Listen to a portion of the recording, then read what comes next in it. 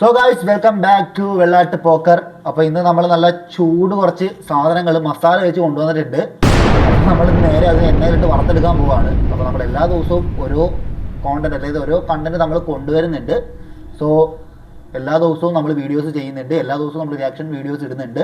So നിങ്ങൾ follow ചെയ്യുകയാണെന്നുണ്ടെങ്കിൽ എല്ലാ ദിവസവും നിങ്ങൾക്കത് കാണാൻ കഴിയും. പിന്നെ നിങ്ങളുടെ അഭിപ്രായങ്ങൾ നിങ്ങൾ വന്നിട്ട് കമൻറ്റിൽ പറയും. നമുക്കതനുസരിച്ചിട്ട്, അതായത് നിങ്ങൾക്ക് എന്തെങ്കിലും കണ്ടന്റ് ചെയ്യാനുണ്ടെങ്കിലോ അല്ലെങ്കിൽ നിങ്ങൾക്ക് എന്തെങ്കിലും വീഡിയോസ് ഉണ്ടെന്നുണ്ടെങ്കിൽ എനിക്ക് അയച്ചു തായോ, നമുക്കതും റിയാക്റ്റ് ഒക്കെ ചെയ്യാം. അപ്പോൾ ഇന്ന് നമ്മൾ കൊണ്ടുവന്ന സാധനം നമുക്ക് പൊരിച്ചെടുത്താലോ. അപ്പോൾ നേരെ നമുക്ക് വീഡിയോയിലോട്ട് പോകാം. ഓക്കെ, ഇട്ടാപ്പൊട്ടികളാട്ടോ ഇന്ന് മൊത്തം ഇട്ടാപ്പൊട്ടുന്ന സാധനങ്ങളാണ് കിട്ടിയിരിക്കണേ. ചെക്കനിതെല്ലാം തപ്പി എടുത്തുകൊണ്ട് വന്നാന്ന് തോന്നുന്നുണ്ട്. അപ്പോൾ സോ ഗായ്സ്, ഫസ്റ്റ് വീഡിയോയിലോട്ട് പോകാമേ. അമ്മ കല്യാണം കഴിച്ചിട്ടില്ല, കല്യാണം കഴിക്കാനായിട്ട് ഇരുന്നേ. അമ്മ ആ വീട്ടിലായിരുന്നു താമസം. കല്യാണം കഴിച്ചിട്ടില്ല, കല്യാണം കഴിക്കാനിരുന്ന സമയത്താണ് ഞാൻ ജനിക്കുന്നത്. ഇനിയുണ്ട്, വേറെ ഉണ്ട്. എമ്മോ ദേവസ്യോട് പറയുന്നുണ്ട്. എന്താ അച്ഛനെ കുറിച്ചിട്ട് എന്തൊക്കെയാ പറഞ്ഞിരുന്നത്? ചെറുപ്പത്തില് പറഞ്ഞ ഓർമ്മകൾ ഉണ്ടായിരുന്നു. അത് അച്ഛന്റെ സിനിമയൊക്കെ ഇറങ്ങുമ്പം കൊണ്ടുവന്ന് കാണിക്കും. അമ്മന്റെ അച്ഛന്റെ സിനിമ ഇറങ്ങി എല്ലാ അന്ന് വെള്ളിയാഴ്ച, ഇപ്പോഴും വെള്ളിയാഴ്ച സിനിമ ഇറങ്ങുന്നത്. അപ്പം ഓരോ സിനിമ ഇറങ്ങും അമ്മ കൊണ്ട് കാണിക്കും തന്നെ. എമ്മോ ദേവസ്യ നമ്മള് ജയന്റെ മകനാന്ന് പറഞ്ഞിട്ട് ഇദ്ദേഹത്തിനെ കാണുന്നുണ്ടല്ലോ. സോ ഞാൻ കുറച്ച് നാളുകൊണ്ട് ഇപ്പോൾ പുള്ളിക്കാരൻ എന്തോ ഒരു ആചാരി, ഓക്കെ, പുള്ളിയുടെ പേര് എന്തോ ഒരു ആചാരി എന്നാണ്. അപ്പോൾ എനിവേ എന്തായാലും പുള്ളിയുടെ മകനാണെന്ന് പറഞ്ഞിട്ടാണ് പുള്ളി എല്ലായിടത്തും വരുന്നത്. ഇൻഷർട്ടൊക്കെ ചെയ്ത് സെറ്റപ്പായിട്ട് മുടിയൊക്കെ ഇങ്ങനെ ഒതുക്കി ഞാൻ ജയൻ്റെ മകനാണ് എന്നുള്ളൊരു സെറ്റപ്പിൽ പുള്ളി എല്ലായിടത്തും ഇപ്പോൾ കാണലുണ്ട്. അപ്പോൾ ഫസ്റ്റ് ഞാൻ വിചാരിച്ചു ഇപ്പോൾ വെറുതെ ഇതും പറഞ്ഞിട്ടൊക്കെ എത്രയോ പേര് പണ്ടൊക്കെ വരുമായിരുന്നല്ലോ, ഞാൻ ഇന്ന ആളുടെ മോനാണ്, ഇന്ന ആളിൻ്റെ അച്ഛനാണ്, ആൾ മരിച്ചുപോയി എന്നൊക്കെ പറഞ്ഞിട്ടുള്ള സെറ്റപ്പിലൊക്കെ. അപ്പോൾ നമ്മളെല്ലാം ഫസ്റ്റ് കരുതി അങ്ങനത്തെ എന്തെങ്കിലും സ്കാമോ വല്ലതും ആയിരിക്കും എന്ന് കരുതി. പക്ഷേ പുള്ളി മറ്റേ ഉറച്ച് നിൽക്കുക കേട്ടോ, പാറ പോലെ ഉറച്ച് നിൽക്കുകയാണ്. ഞാൻ ജയൻ എൻ്റെ അപ്പൻ തന്നെയാണ്, ആർക്കും ഞാൻ എൻ്റെ അപ്പനെ വിട്ടുകൊടുക്കത്തില്ല എന്ന് പറഞ്ഞിട്ട്. സോ എനിവേ നമുക്ക് പുള്ളിയുടെ ഒരു ന്യൂസിലോട്ട് പോവാം. അതിനുശേഷം പുള്ളിനെ വെച്ചിട്ട് ഏതോ ഒരു പ്രൊഡ്യൂസർ പടം എന്തോ ചെയ്തിട്ടുണ്ടായിരുന്നു. പുള്ളിയും എന്തൊക്കെയോ ഇയാളെ പറ്റി അന്വേഷിച്ചിട്ട് പറഞ്ഞിട്ടുണ്ട്. സോ എനിക്കും അറിയത്തില്ല, അതിൻ്റെ കറക്റ്റ് ക്ലാരിറ്റി ഇതുവരെ എനിക്ക് അറിയത്തില്ല. അപ്പോൾ നിങ്ങൾക്ക് എന്തെങ്കിലും ഡീറ്റെയിൽ ആയിട്ട് അറിയാമെങ്കിൽ കമൻറ്റിൽ പറഞ്ഞോ. സോ നമുക്കിത് കേട്ട് നോക്കാം. അച്ഛൻ്റെ മേക്കപ്പ് മാനോട് എൻ്റെ അച്ഛൻ പറഞ്ഞ ഒരു വാക്കാണിത്. നാട്ടിൽ വിവാഹം കഴിക്കാത്ത എന്താണെന്ന് ചോദിച്ചപ്പോൾ പറഞ്ഞാണ്, നാട്ടിൽ എനിക്കൊരു ആശാരി സ്ത്രീയിൽ ഒരു മകനുണ്ട്, അവരെ ഒരു നിലയ്ക്കാക്കിയിട്ട് വേണം എനിക്ക് ഒരു വിവാഹം കഴിക്കാൻ എന്ന് പറയുന്ന ഇത് വാക്കാണത്. പുള്ളിയുടെ എല്ലാത്തിനും തെളിവുണ്ടാ എന്നുള്ളതാണ് കാര്യം. പുള്ളി ഓരോന്ന് പറയുമ്പോഴും വെറുതെ പറയണതല്ല കേട്ടോ. അതായത് ഏതോ കാലത്തുള്ള കഥയൊക്കെയാണ് പുള്ളി പറയുന്നതെങ്കിലും ഓരോ പത്രത്തിന്റെ കട്ടിങ്ങും എന്തെങ്കിലുമൊക്കെ അതുമായിട്ട് ബന്ധപ്പെട്ടിട്ട് പുള്ളി കാണിക്കുന്നുണ്ട്.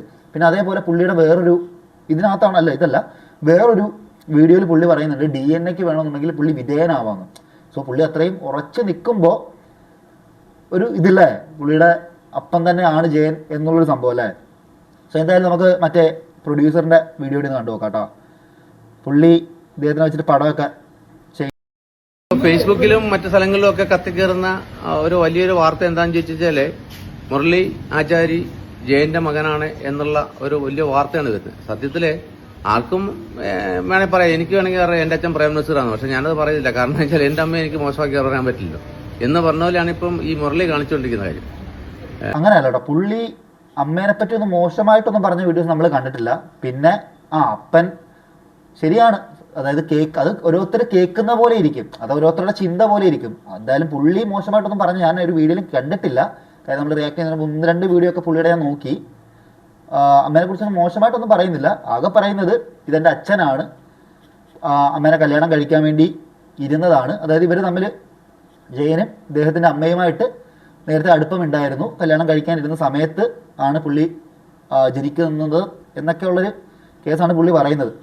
സോ ബാക്കിയോട് കേൾക്കാം പ്രൊഡ്യൂസറിന്റെ. ഞാൻ മുരളിയെ വെച്ചിട്ട് സിനിമ പ്ലാൻ ചെയ്തു. ചില കാര്യങ്ങൾ കൊണ്ട് അയാളുടെ ചില പ്രവർത്തികൾ കൊണ്ട് ഞാൻ അയാളെ സിനിമയിൽ നിന്ന് ഒഴിവാക്കിയിട്ട് ഞാൻ ആ സിനിമ പൂർത്തീകരിച്ചു. കാരണം അയാളെ വെച്ച് 45 സീൻ ഷൂട്ട് ചെയ്ത സിനിമയാണ്. പ്രത്യേകിച്ച് മസ്കറ്റ്, ഒമാൻ തുടങ്ങിയ സ്ഥലങ്ങളിൽ വെച്ചിട്ട് ഷൂട്ട് ചെയ്ത പടമാണ്.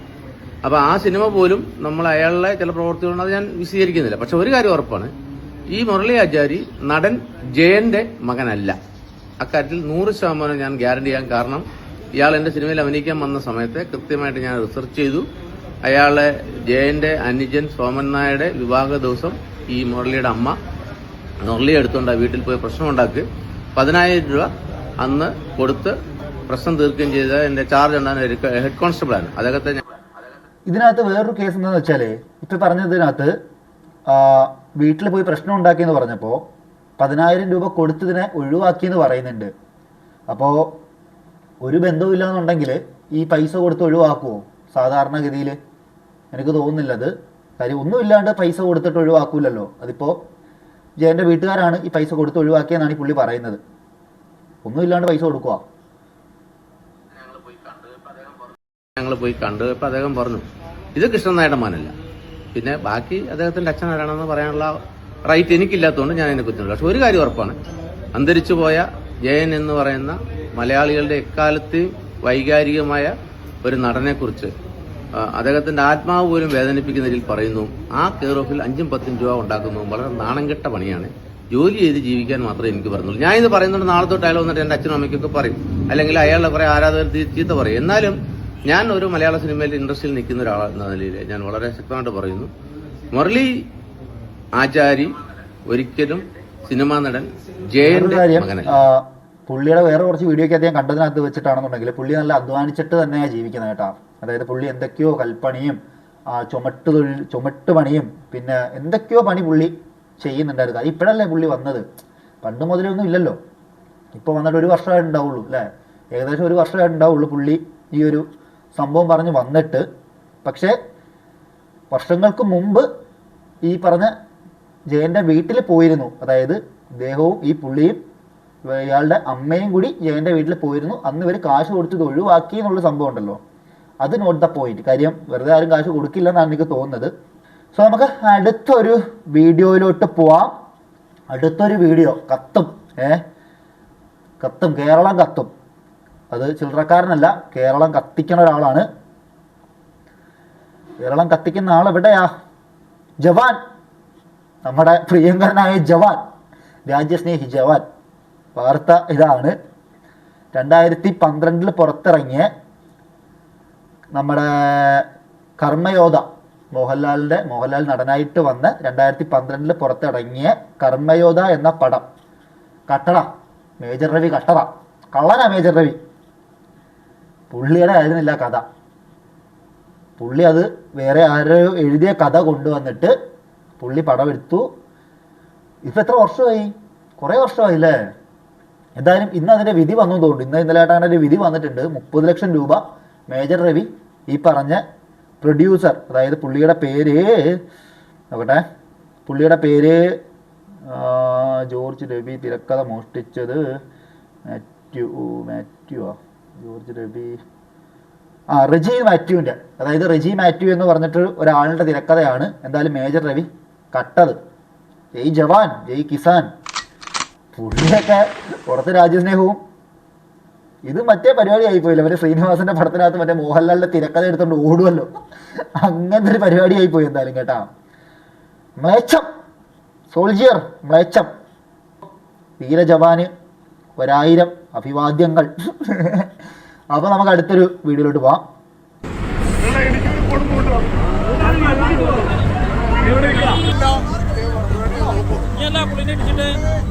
മദ്യലഹരിയിൽ സീരിയൽ നടൻ സിദ്ധാർത്ഥ് പ്രഭു ഓടിച്ച വാഹനമിടിച്ച് കാൽനട യാത്രികന് പരിക്കേറ്റു.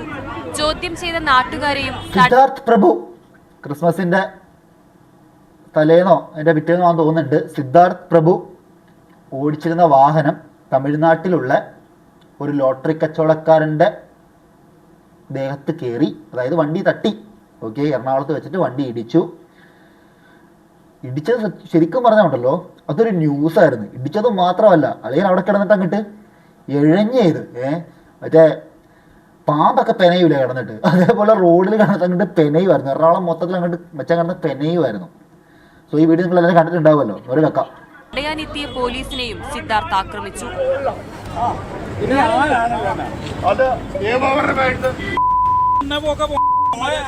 ഒടുവിൽ ബലം പ്രയോഗിച്ചാണ് ഇയാളെ പോലീസ് കസ്റ്റഡിയിലെടുത്തത്. ഇന്നലെ രാത്രി MC റോഡിൽ നാട്ടകം ഗവൺമെന്റ് കോളേജിന് സമീപമായിരുന്നു സംഭവം. കോട്ടയം ഭാഗത്തു നിന്നും എത്തിയ സിദ്ധാർത്ഥ് പ്രഭു ഓടിച്ച കാർ നിയന്ത്രണം വിട്ട് ലോട്ടറി വിൽപ്പനക്കാരനെ ഇടിക്കുകയായിരുന്നു. പരിക്കേറ്റയാളെ ഉടൻ തന്നെ ചികിത്സയ്ക്കായി ജനറൽ ആശുപത്രിയിലേക്ക് കൊണ്ടുപോയി. പിന്നീട് മെഡിക്കൽ കോളേജിലേക്ക് മാറ്റി. സംഭവം എന്ന് വെച്ചിട്ടുണ്ടെന്നുണ്ടെങ്കിൽ ആ പരിക്കേറ്റ ആൾ മരണപ്പെട്ടു. അപ്പോൾ ഇനിയിപ്പോൾ നടപടികൾ മാറും. അതായത് അന്ന് മദ്യപിച്ച് വണ്ടി ഓടിച്ച് ഒരു കുറ്റമായിരുന്നു. അതായത് മദ്യപിച്ച് വണ്ടി ഓടിച്ച് ആക്സിഡൻ്റ് ആയി എന്നുള്ളൊരു കേസായിരുന്നു ഇവനെതിരെ അന്ന് പോലീസുകാർ കേസ് എടുത്തിരുന്നത് അങ്ങനെയാണ്. ഇപ്പോൾ കേസ് മാറി. ഇപ്പോൾ കൊലപാതകമായി. എവിടെങ്കിലുമൊക്കെ ഇരുന്നാൽ പോരായിരുന്നോ മോനെ? കള്ളും കുടിച്ചിട്ട് പോയി കണ്ടവൻ്റെ തോളെ കയറേണ്ട ആവശ്യം ഉണ്ടായിരുന്നോ? തോളെ കയറിയതുമല്ല, കൊണ്ടുപോയി ഇടിച്ചിട്ട് അവിടെ ചീത്തവിളിയും ബഹളവും ഷോയും ബഹളവും ഒക്കെ ആയിരുന്നു. വേറൊരു വീഡിയോ കണ്ട് ഓനെ അനുകൂലിച്ചിട്ട് വേറെ ഏതോ ഒരു മച്ചാൻ വന്നിട്ട് 2 വീഡിയോ ഒക്കെ ചെയ്തിട്ട് പോയി. ഇപ്പോൾ ആളിനെ കാണുന്നില്ല. സോ എന്തായാലും ആൾ മരണപ്പെട്ടു. 60 വയസ്സുകാരനായിരുന്നു, ഒരു പ്രായമുള്ള ആളായിരുന്നു. എന്നാലും 60 വയസ്സല്ലേ ഉള്ളൂ. അപ്പോൾ എന്താണെങ്കിലും കളി മാറി, കളി കാര്യമായി. ഇപ്പോൾ ഇടിയും കൊണ്ട് ജയിലിലും കിടക്കണം, കോമ്പൻസേഷൻ കൊടുക്കണം. അവൻ്റെ ഒരു കരിയർ പോയി അല്ലേ? ചുമന്ന് വെളുത്ത് മറ്റേ മുട്ട ഒഴിഞ്ഞതുപോലെ ഇരുന്നിരുത്തനാണ്. ഇടിച്ച് പഴുപ്പിച്ച് കണ്ണൊക്കെ കല്ലാന്നായി. സോ എനിവേ ഇത് കാണാം, ബാക്കി വിടാല. രക്ഷാപ്രവർത്തനത്തിനിടെ സിദ്ധാർത്ഥും നാട്ടുകാരും തമ്മിൽ വാക്കുതർക്കമുണ്ടായി. സിദ്ധാർത്ഥ് നാട്ടുകാരെ അസഭ്യം പറഞ്ഞ് നടുറോഡിൽ കിടക്കുന്നതിന്റെ ദൃശ്യങ്ങളും പുറത്തു വന്നിട്ടുണ്ട്. മിനി സ്ക്രീൻ പ്രേക്ഷകർക്ക് സുപരിചിതനാണ് സിദ്ധാർത്ഥ് പ്രഭു. തട്ടിമുട്ടിയും എന്ന സീരിയലിലൂടെ ബാലതാരമായി എത്തിയ എന്തായാലും സിദ്ധാർത്ഥ് പ്രഭു ഊമ്പി ഗൈസ്. ഇനിയിപ്പോൾ എന്തായാലും മിനി സ്ക്രീനിൽ സിദ്ധാർത്ഥ് പ്രഭുവിനെ കാണാൻ പറ്റത്തില്ല. സിദ്ധാർത്ഥ് പ്രഭുവിന് അതിൻ്റെ ഇതെല്ലാം കഴിഞ്ഞിട്ട് വരണം. ഇനിയിപ്പോൾ എന്താണോ കോടതി വിധിക്കുന്ന ശിക്ഷ, ആ ശിക്ഷാവിധി എല്ലാം കഴിഞ്ഞിട്ട് വേണം ഇനി സിദ്ധാർത്ഥ് പ്രഭു എന്തായാലും തിരിച്ചു വരാൻ. വരട്ടെ, പൂർവാധികം ശക്തിയോടെ വരട്ടെ. എന്തിനാ, ഒരു കാര്യമില്ല, വരട്ടെ. അപ്പോൾ നമുക്ക് അടുത്ത വീഡിയോയിലോട്ട് പോവാം.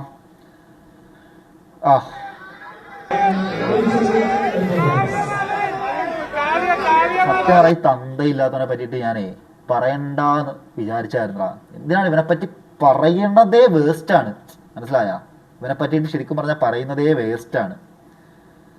ഒരു മനുഷ്യനായാലും ഒരു കുരുവിയുടെ അത്രയെങ്കിലും ബുദ്ധി വേണം അല്ലേ? ഇവന് കുരുവിയുടെ ബുദ്ധിയില്ല, അവൻ്റെ ബുദ്ധിയില്ല, കുയിലിൻ്റെ ബുദ്ധിയില്ല, ഒരു തന്തയില്ലാത്തൊരു തായവിളി, ഒരു പൊട്ടൻ, ഒരു എന്താ പറയണേ ഈ പുണ്ടച്ചി മോനെ. അവനും അവൻ്റെ ഒരു 3-4 സെൻറ്റിമീറ്ററുള്ള ഒരു വയറും. എനിവേ കാണാം, തന്തയില്ലാത്തവൻ്റെ തന്തയില്ലാത്ത കാണാം.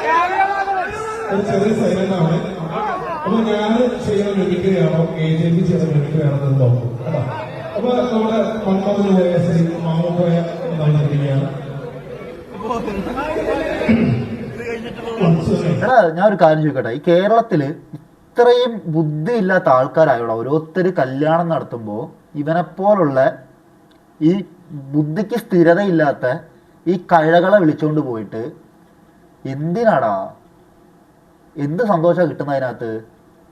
ഇതിനു മുമ്പേ ഒരു വീഡിയോ കണ്ടായിരുന്നു, ഇതേപോലെ ഒരു കല്യാണ വീട്ടിൽ ഇവൻ കൊണ്ടുപോയിട്ട് അതൊരു പ്രീമിയം കല്യാണം തോന്നുന്നുണ്ടോ? ചെക്കൻ്റെ വാപ്പ ഒക്കെ ആണെന്നുണ്ടെങ്കിൽ അങ്ങോട്ട് കലിപ്പായി ഇവൻ്റെ കോപ്രായങ്ങളെ കണ്ടിട്ട്, മനസ്സിലായ? എന്തിനാണ് ഇങ്ങനെയുള്ള ഈ തന്തയില്ലാത്തവന്മാരെ വിളിച്ചുകൊണ്ട് പോയിട്ട് എന്ത് അപരാധമാണോ കാണിക്കണേ? അവനോ ബുദ്ധിയില്ല, അവൻ എന്തും പണ്ണ നിൽക്കുക, അവനോ ബുദ്ധിയില്ല. ഇത് നിങ്ങൾ എല്ലാവർക്കും ഇതിങ്ങനെ ആയാലും എങ്ങനെയാടാ? എന്തായാലും അവനും അവൻ്റെ വയറും ഇപ്പം കൂടെ 2-3 വിഡികളും ഉണ്ട്. എനിക്ക് താളിയെ പറ്റി പറയാൻ ഇഷ്ടമല്ലടാ. എന്തെങ്കിലും ആവട്ടെ, പൂണ്ടച്ചി മോൻ എന്തെങ്കിലും ചെയ്യട്ടെ. നമുക്ക് അടുത്തൊരു വീഡിയോയിലോട്ട് പോവാം.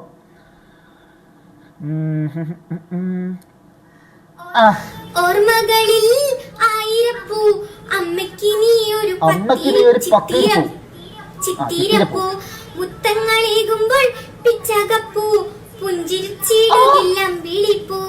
ഇന്നലെ ഈ നേരത്ത് എന്റെ ഉമ്മറക്കിണ്ണത്തില്, ഇന്നീ നേരത്ത് അരട്ടി മണ്ണില്.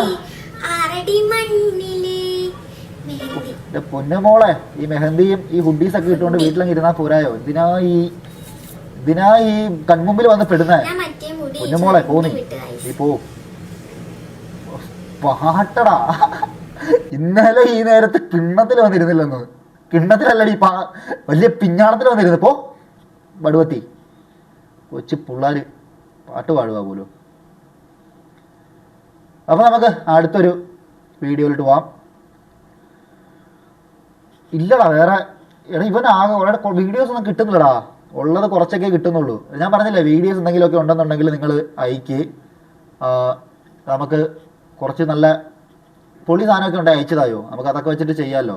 വീഡിയോസ് കിട്ടുന്നില്ലടാ. എനിക്ക് രാവിലെ വർക്ക് ഉണ്ട്, അപ്പോൾ ഞാൻ വർക്കിന് പോവും. സോ കുറച്ച് ഫ്രണ്ട്സിൻ്റെ അടുത്ത് കൊടുത്തിട്ടുണ്ട്. സോ അവന്മാരൊക്കെയാണ് വീഡിയോ എടുത്ത് തരുന്നത്. കുറച്ചും കൂടി പവർ വരട്ടെ, പവർ സാധനങ്ങൾ തായോ.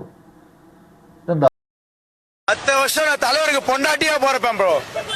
10 வருஷம் நான் தலைவருக்கு பொண்டாட்டியா போறப்பேன். என் தலைவர் கால அத்தனை வாட்டி தொட்டு கும்பிடுவேன் ப்ரோ நானு. നീ തലൈവരെ അങ്ങ് കെട്ടറാ. നീ തലൈവരുടെ കൂടെ ഒക്കെ പോയി പൊറുന്നിയാ. അതായിരിക്കും നല്ലത്.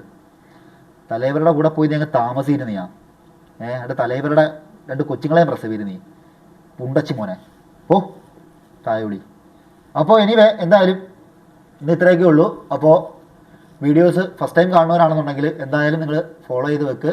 പിന്നെ കണ്ടന്റ് ഉണ്ടെങ്കിൽ അയച്ചതായോ നമ്മുടെ ഈ അക്കൗണ്ടിൽ അയച്ചാൽ മതി. സോ എനിവേ എല്ലാവരും ഫോളോ ചെയ്ത് വെക്ക്. അപ്പോൾ നമുക്ക് അടുത്ത കുറച്ച് അപരാധങ്ങളുമായിട്ട് നാളെ വരാം. അപ്പോൾ എല്ലാവർക്കും by. Vellat Pokker powered by ആരുമില്ല, ഞാൻ തന്നെയാണ് പവേഡ് ചെയ്യുന്നത്. So anyway by.